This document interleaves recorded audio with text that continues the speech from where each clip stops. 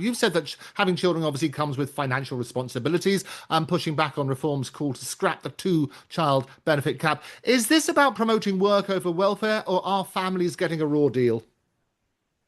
So just put this into context. The single biggest budget payment we make at the moment is to welfare and benefits. I think we're paying about 350 billion a year for welfare and benefits, and it's rising. The NHS bill is about 240 billion a year at the moment. So it's significantly bigger than what we are paying for the NHS. And all this does by removing the two children cap is encourage those people who are not working necessarily to have more children. That is not just irresponsible from a budgetary perspective for the nation. I think it's inculcating and encouraging really bad behavior.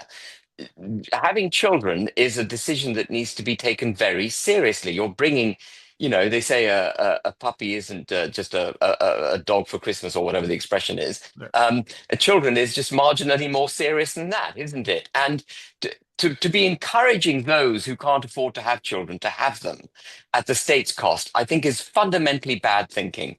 I totally agree, however, that we should be encouraging people, British citizens, to have children so that we can wean ourselves off this cheap imported unskilled labor, which is damaging us so greatly, both culturally as well as economically.